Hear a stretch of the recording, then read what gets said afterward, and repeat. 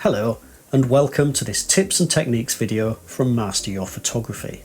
In this series we've carefully crafted a collection of short videos designed to provide you with key points on specific topics without any of the unnecessary waffle. Our goal is to give you practical information that you can immediately apply to your own photography. We understand that your time is precious, so we've condensed each video to deliver concise, actionable information. With our tips and techniques series, you'll gain the knowledge and the confidence to improve your photography in no time at all. So, that's probably enough waffle, let's get started. It's ironic really that one of the most rewarding types of photography is nighttime photography.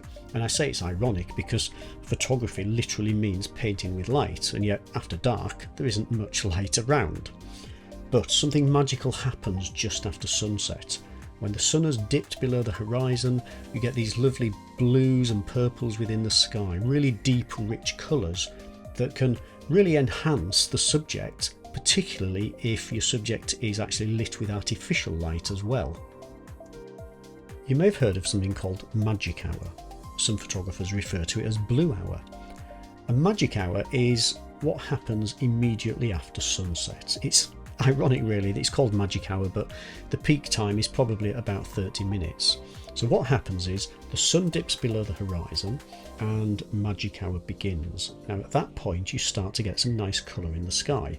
Some nice blue tones and purples, maybe even just a hint of orange from the sunset as well.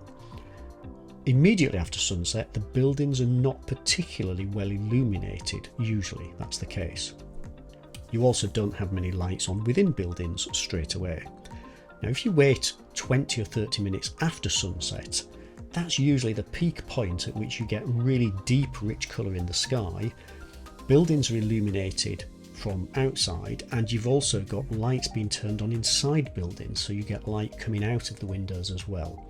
That's the best time usually to be capturing what we call nighttime photographs.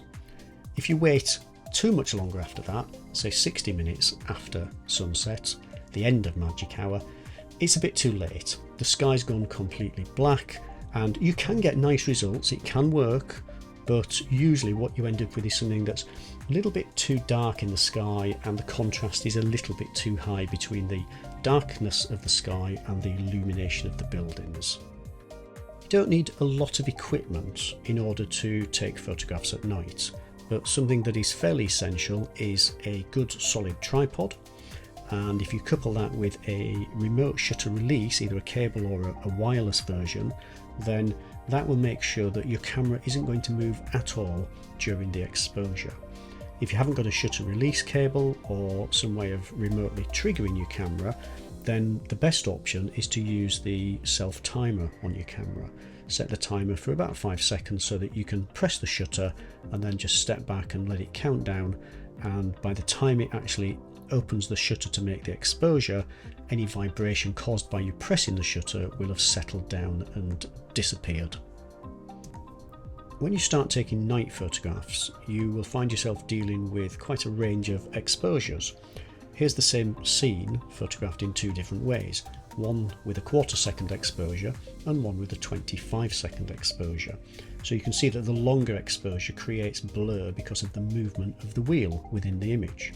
Now, which you prefer is entirely up to you, but it's important to recognise that what you have to do if you want to get the 1/4 second exposure is probably turn your ISO up. In this case it was on 500, and use a very wide aperture. Again, in this case it was f2.8, as opposed to the 25 second exposure, which was ISO 80 and an aperture of f13. I would always suggest that you start with your camera's ISO setting as low as possible in order to reduce any noise and keep the quality as high as you can. Now what you're going to have to do is use probably a wide to a medium aperture, so f2.8 to maybe say f8, depending on how much depth of field that you want. Most nighttime scenes tend to be wide angle shots because you're usually trying to incorporate a building or some kind of landmark within your image, and these tend to be fairly large. So depth of field isn't usually an issue because your lens is going to be focused on infinity anyway. you're going to have to experiment with shutter speeds. And it's important to remember that the amount of light in the sky is going to diminish over the magic hour period. So you might start off at the beginning of magic hour with, say, an exposure of 15 seconds, and 20 or 30 minutes into magic hour you might find that you're actually using 30 or even 45 seconds at the same aperture and the same ISO setting. So it's important that you tweak your shutter speed as you're actually progressing through magic hour, and keep checking the results on the back of your camera to make sure that you're not underexposing because of the diminishing light. A little bit of planning helps a great deal if you want to do any kind of night photography. So it's important that you arrive before sunset so that you can actually check where the sun will actually set. Is it going to set behind your subject? Is it going to set in front of your subject? Where will you get the best colour in the sky? Where might you get those last golden rays of sunlight hitting your subject? Look for things such as reflections. What you don't want to be doing is turning up at the location just as the sun is setting and you're scrabbling to set up a tripod and start tweaking exposures. When you're shooting in daylight, the automatic white balance setting on your camera will probably do a really good job most of the time. But at night, where you get different light sources, you maybe have some sodium lamps, you have LED lamps, you have tungsten lamps within buildings, you even have buildings lit up with coloured lighting, then the auto white balance can be completely confused. Now, to work around this, it's best to use one of the presets, or even better than that is to shoot raw files instead of JPEGs. If you shoot a raw file, then you've got the option of actually setting the white balance in post-production, so you've got maximum control over the whole process. The automatic modes on your camera can be really easily fooled by any kind of nighttime photography. You may find that they either under or overexpose the image and don't give you the result that you want.